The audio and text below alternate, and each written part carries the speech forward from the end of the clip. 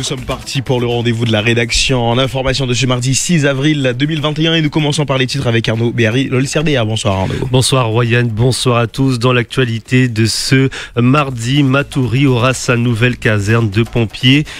Elle sera installée près du Proct. Sa livraison est prévue pour la fin 2022. Nous avons assisté à la pose de la première pierre. Comment améliorer l'offre de santé en Guyane? C'est la question à laquelle a tenté de répondre un rapport rendu public la semaine dernière, rapport effectué par la mission d'inspection interministérielle qui était venue en Guyane. On y revient.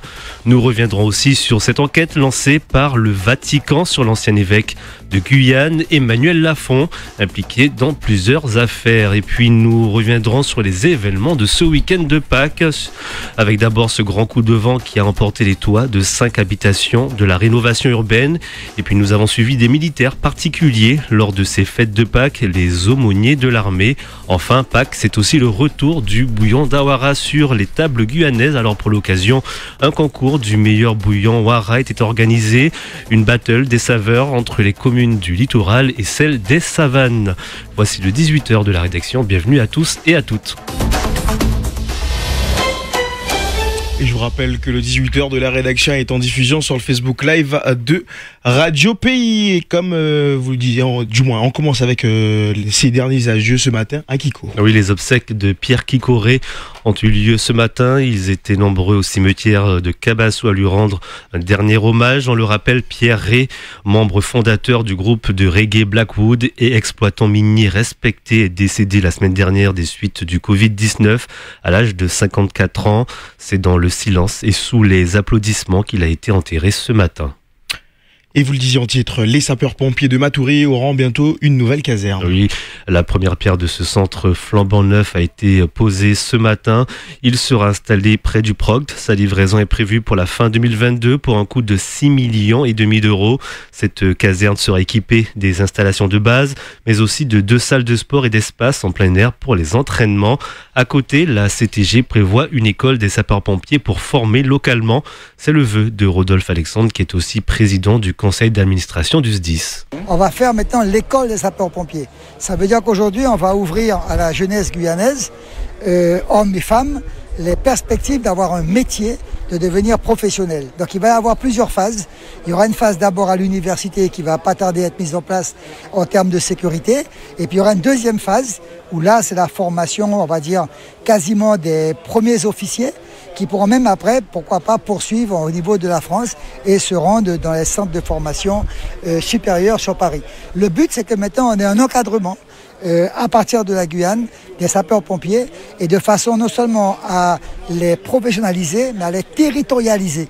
Ça veut dire avoir des enfants sur le terrain qui sont la ressource et ne pas avoir constamment des turnovers qui affaiblissent le CASDIS.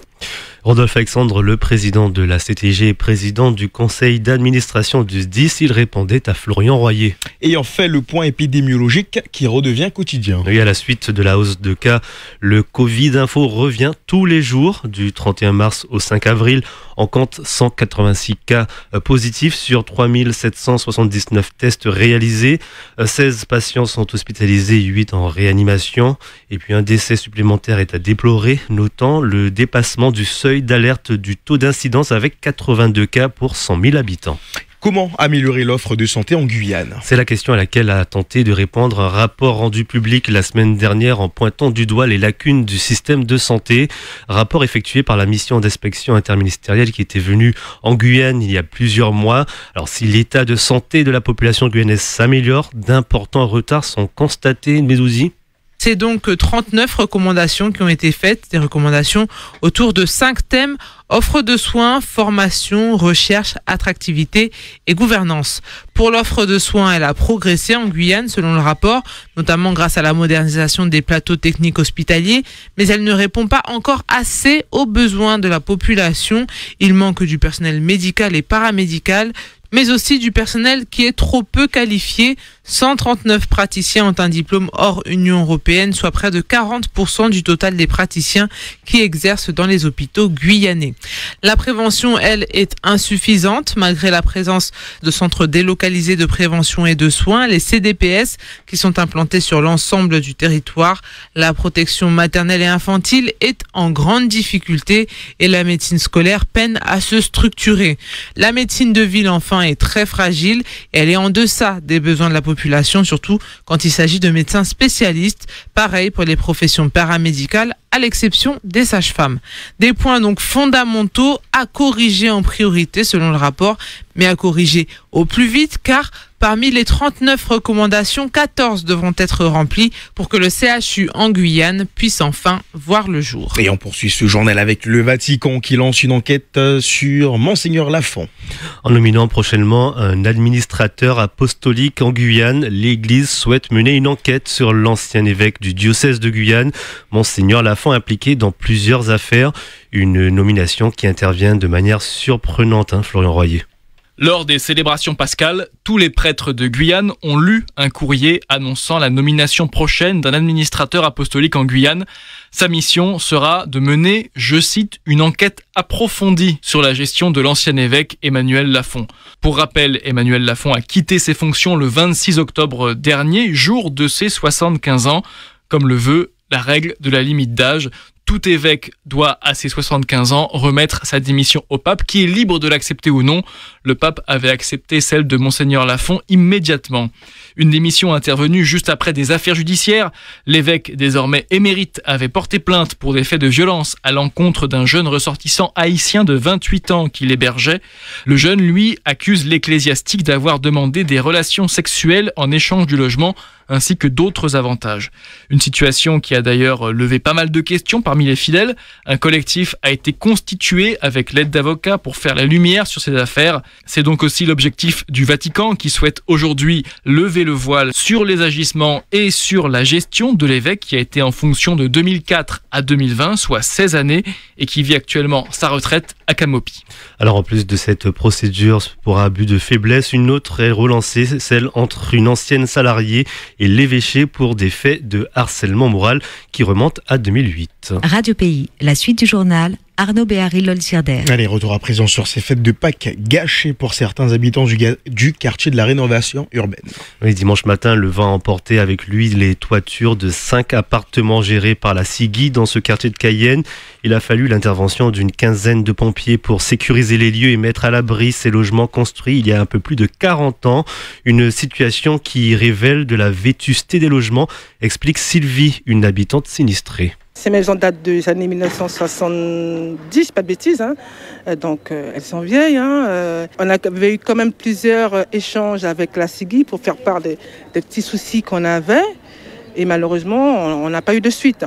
Bon, certes, ils ont fait quelques petits travaux, notamment au niveau des portes d'entrée, mais on avait déjà signalé ce problème des filtrations d'eau par rapport à la pluie, puisque les tôles, il y avait des petites, comment dirais-je, certains tôles où il y avait des trous, et malheureusement, on n'a jamais eu de suite de leur part, quoi. Je pense que cette situation n'aurait pas pu exister si, en amont, la CIGI prenait quand même le temps, le soin de faire des travaux régulièrement ou de faire un examen de la maison, du site, pour voir qu'est-ce qu'il y a eu de faire. Parce que ces maisons sont quand même très très vieilles. Sylvie, une habitante sinistrée du quartier Rénovation Urbaine à Cayenne. Sandra Trochimara, la maire de Cayenne, s'est rendue sur place. Son intervention a permis la mise à disposition d'un local pour entreposer les affaires sauvées et placer les sinistrés à l'hôtel en attendant une solution de relogement. Une bonne partie de la Guyane est toujours en vigilance jaune, forte pluie et orage. Le nord-est et le centre du territoire en 24 heures, plus de 10 cm d'eau à Matoury. Selon Météo France, la Guyane reste exposée à un temps instable et pluvieux avec des pluies soutenues, une situation qui devrait s'arranger en deuxième partie de semaine. Et puis des intempéries qui ont aussi causé des pannes d'électricité. Un incident par exemple sur une partie du bourg de Makouria et Tonat, la zone de la cité Sainte-Agathe, les villages de Kamouyené et Norino et la zone autour de l'ancien château d'eau de Makouria. Les équipes sont à pied d'œuvre pour rétablir les clients le plus rapidement possible, indiquent les services d'EDF. Une célébration de Pâques avec ecclésiastique un peu particulier. Oui, ils ne sont que deux en Guyane.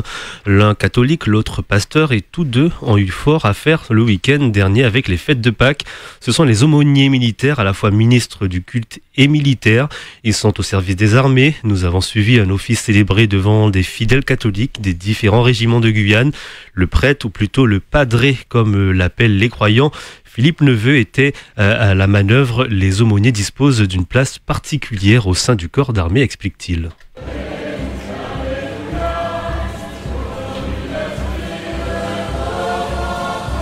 C'est un grade officiel, mais je dis plutôt que c'est un non-grade, en ce sens que on est en dehors de la hiérarchie.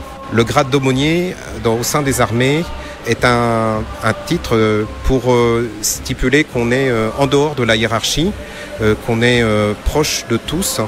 Et lorsqu'on parle à un soldat, on prend son grade. C'est-à-dire que si je parle à un caporal, je suis caporal. Si je parle à un colonel, je suis colonel. Si je parle à un général, je suis général. Lorsqu'on franchit la porte de l'église, on fait tomber nos galons. Et nous sommes tous enfants de Dieu. Nous sommes tous à la même école.